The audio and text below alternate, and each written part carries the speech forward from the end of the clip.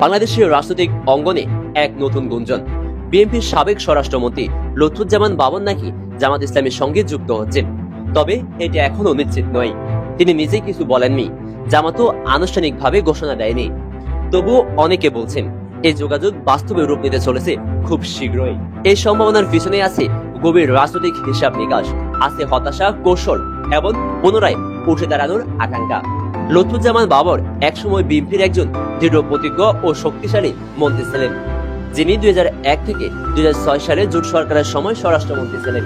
তার সিদ্ধান্ত, কার্যক্রম, এমনকি কিছু বিতর্ক সবই তাকে আলোচনায় এনেছে বহুবার।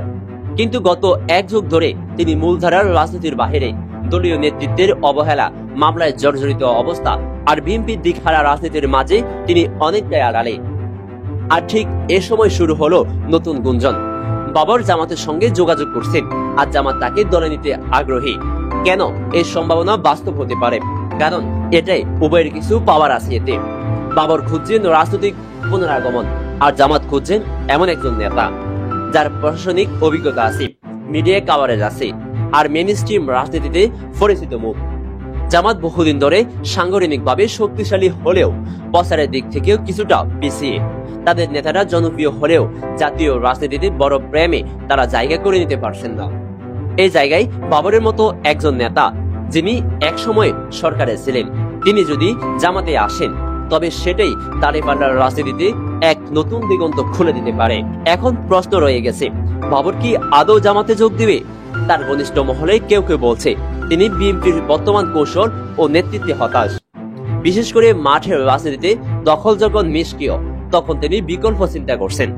অন্যদিকে জামাতের কিছু নেতাও নাকি নরম স্বরে বলছেন, আমরা নতুন মুখের দিকে তাকিয়ে আছি, যারা আমাদের সাংগঠনিক কাঠামোকে নতুন নেতৃত্ব দিতে পারবে। এই সবকিছু মিলিয়ে বাবরকে ঘিরে যেন জল্পনা তৈরি হয়েছে।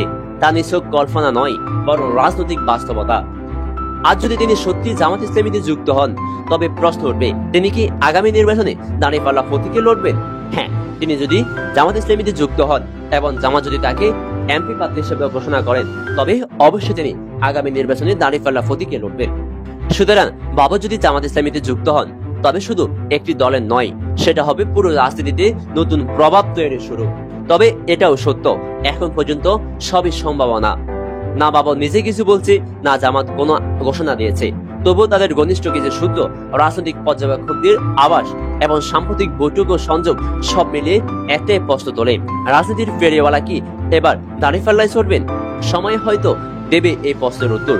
তবে এতটুকু নিশ্চিত, এই খবর এখন জাতীয় রাজনীতির অন্যতম আলোচনার বিষয়।